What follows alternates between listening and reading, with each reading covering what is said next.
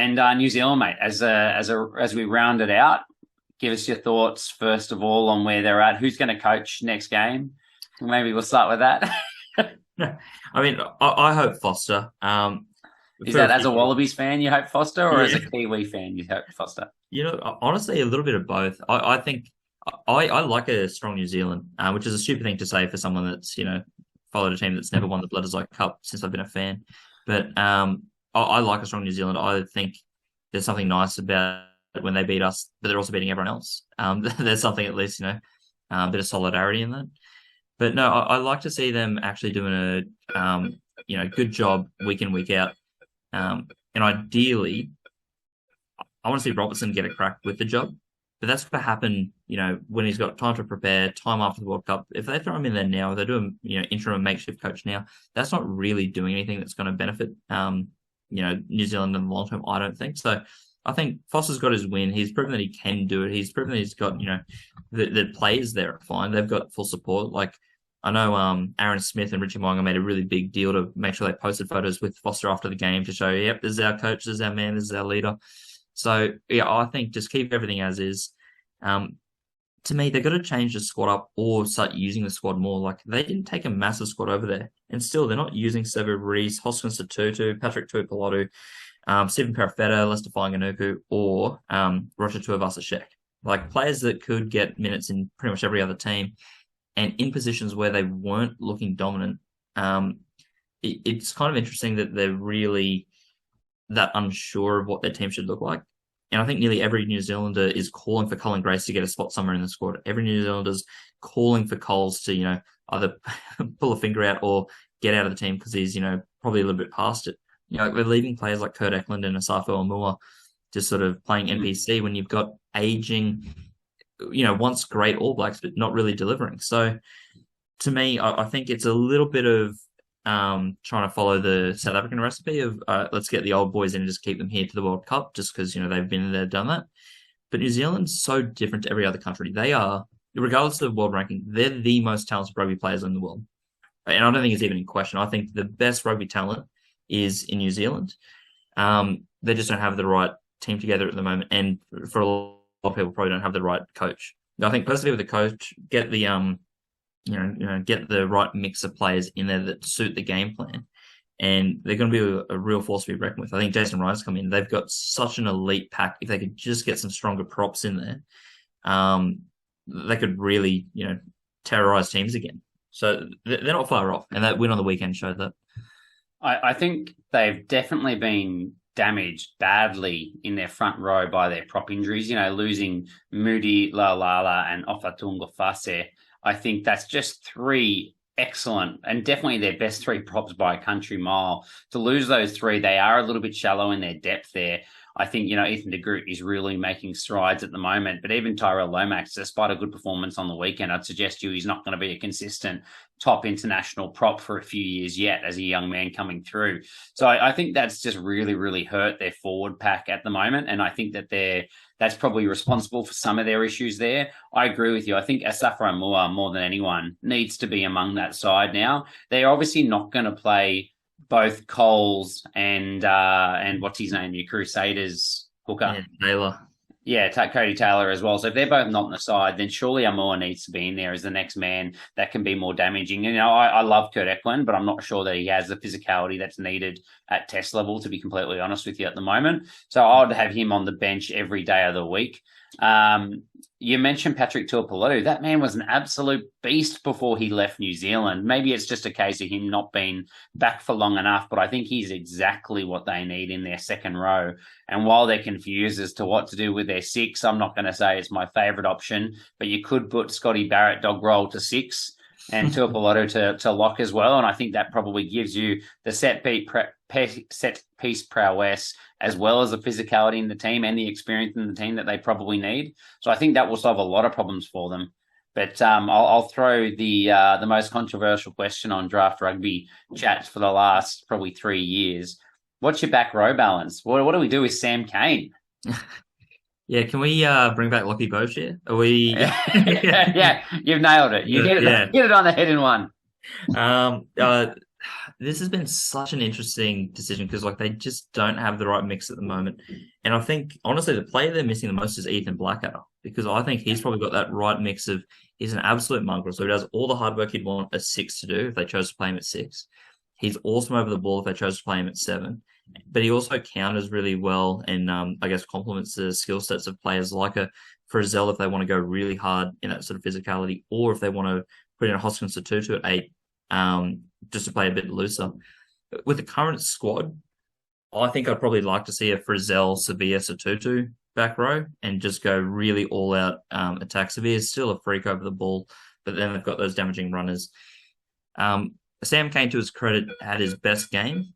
That was his, I guess, his answer to the critics. He stepped up, he tackled, he made his runs, he happened to score a try as well. Like he did look a lot more involved, but still, I think they've not had the back row or backline combinations overly well set this year. And to me, Frizzell, Sevilla, Satutu, just seeing those names on paper scares the shit out of anyone, I would think. You throw in a Blackadder when he's back from injury. The fact that, Luke Jacobson and Peter Gasol aren't even in this conversation either.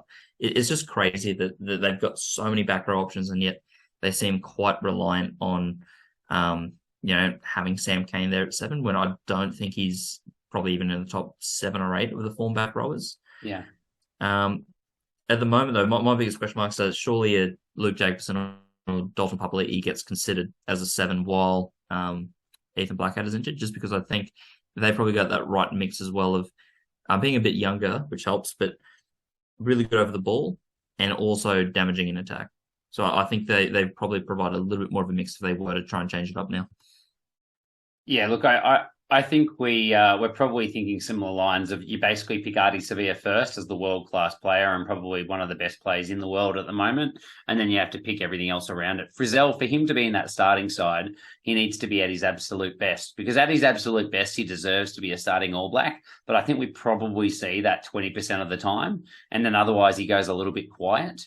So, and, coming back from injury, it's a big ask. I thought he was good on the weekend, but I feel like they've rushed him in there because they're looking for an answer when the easier answer is, as you said, look for someone like Dalton Papali'i, who has absolutely played the house down for the Blues and captained them this year as well, to take over from Sam Cane. But they're just so steadfast in their thought that he has to be their first player, and their first player picked and their captain. And, you said it on the weekend, he had a fantastic game, but geez, he's done that on the back of probably his worst game ever. Yeah. And, how many make or break games can we give this bloke where he breaks and breaks and breaks and breaks before he has a good game and go, okay, all is forgiven? I'm sorry, you can't be, as the captain of the side, good in one of every 5 games and ineffective in the other 4. So, he spent a lot of time on the wing last game, and obviously that's a tactical thing that the All Blacks sometimes do with their back row. But, geez, he's not having to back row. He doesn't have to clean out, the big bodies that he would if he was in the middle of the park. So they're using him away from the big impact zone. So again, they're losing a little bit of physicality there. And the try is probably the icing on the cake that makes him look even better than he was. But really, he's just hovering on the wing, and he was in a favourable position that, you often saw Kieran Reid and Richie McCaw kind of scoop up those tries as well. So they're nice, but I don't think that they say much about the actual performance of the player. So I'm with you. I think I'm probably picking Ardie Savea first, which means then because of that, I'm picking probably Dalton Papali'i at 7, and I'd probably go, after last week, I'd give Frizzell another run at 6, but I'm not convinced that's the way to go. I'd have no problem moving Ardie over to 6 and then picking Hoskins Tutu as well. I think that he deserves a better chance as well.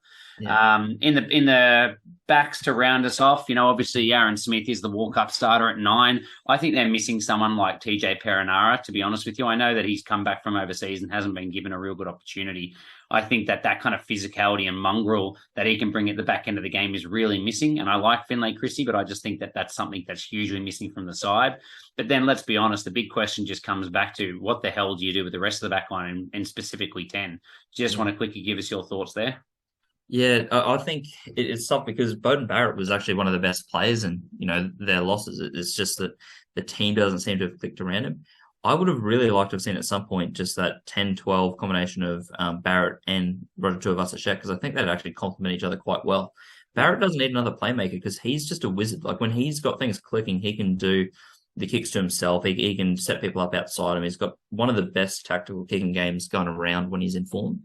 And I think then Roger Tuivasa-Sheck is sort of the exact opposite. He's, what they've been needing is someone that can play make, but is just going to crash the ball, make strong tackles, distribute to players that, are in a better position than him. I would really like to see that.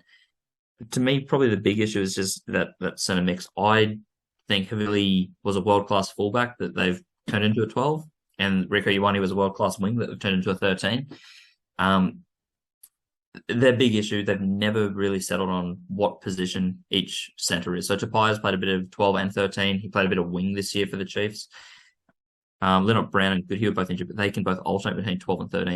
And I think their best centre combination probably does include at least one of those two, potentially even both, depending on what sort of game plan they're looking at. So they've just got a lot of issues that really can't be resolved right now because they don't have all their best players available. And then you couple that in with Will Jordan being probably the best fullback in the world playing on the wing as well. So they've got all these players that might not be in their best position. To me, I think persevere with Richie Mo'unga.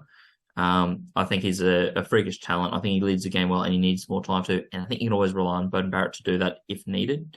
Like he's played 100 tests. He's done, all this before. He can play that bench role like he did for Dan Carter for so long, or he can start a game and, dominate from the get-go if needed. But he's also a bit more versatile and can add a punch at 15 off the bench, which I always quite like when they've got that combination. I don't think it worked when they were both starting together, but it's a nice injection to have someone that freakish come off. To me, though, I'd be keen to see more Lester Fainga'anuku. I don't think we've seen the full package from Caleb Clark. I think he's been pretty good in attack, but maybe not awesome in defence. And not that Fainga'anuku would be light years better, but I think him as a bench option gives you the option to really get some extra pace and speed and size on the wing. Or if there's injuries to the centres, put him in at 13 and he's got a really nice, sort of crash ball option there as well, which worked previously when they had players like Tana and Munga, filling into that spot. So they're probably two players I'd like to see get a bit more game time. But it's the classic New Zealand problem of everyone's talented. Just what's the best combination? Yeah. Yeah, I agree. And look, I think it doesn't matter who you pick at 10 out of Bodie and Richie. They're both phenomenal and they're both going to do a fantastic job. They just got to keep picking and sticking and backing the man. Look, I just think they're missing some go forward in that team, in that back row. So I think they either need to put something like Geordie Barrett to 12, and then that means that they can put Jordan to 15 and they can bring like a Sevu Reece onto the right wing who can go hunting for the ball, is so effective getting go forward and coming and playing off his wing, or just slotting Lamarpe in at 12 and just biting the bullet and calling him back, and he is exactly what they need to get go forward. So I think that's for me the balance that you talked about. I like I mentioned Geordie Barrett to 12 because while the Canes tried to do it and it was sometimes successful, I think if he played 12, I'd love to see Beauden at 10 because I think you can't underestimate like how much they would have passed the ball to each other in their lifetime. Like it'd be so easy to set up those combinations. I think you'd find there'd be like nearly no drop ball. They'd know exactly where they're going to be and what to do in that option. So there is something to be said about that combination. I think Foster's made it relatively clear he sees him as a fullback and doesn't want to use him on the wing or 12, which to each his own. But yeah, it's definitely an option, and I think would be really interesting to see how they worked as a combination. Yeah. Because again, like New Zealand just need to settle on their combinations. The players themselves are all bar prop are pretty much world class, and so they've just got to get those guys set in stone and see how they can build in the 14 remaining games until the Rugby World Cup starts. Yeah, look, my final thought probably before we wrap up is they just need to work out their attacking shape. Just still looks a little bit confused, and there's people way smarter than both of us trying to work that out at the moment. But it just comes down to the fact that they are changing their backline so much that they can't actually get themselves into a position where second, third, fourth phase in they know where they need to be to work together. There were so many passes. It's like nothing I've ever seen from the All Blacks being thrown to nobody out on the wing at the moment. I think they just need time together and they need a settled attacking phase, maybe a little bit simplified at the moment because of the fact that it's not working and they're looking a little bit confused. And I think if they can get that right, they'll go back to the All Blacks that we know. And whoever coaches them, my only other takeaway is Ian Foster has been dragged through the mud. It's actually pretty disgraceful how the media have treated him. And as someone that doesn't necessarily think he should be the coach, I just think that it could have been done so much better. So it's really disappointing, even all the way to Mark Robinson's interview on the week after this game. Like, it just makes no sense. The bloke looked like he rolled out of bed and decided to do a press conference and just basically throw him under the bus again. So very disappointing how the New Zealand media has managed that. But, Matt, I know you need to go, so let's wrap up on that note.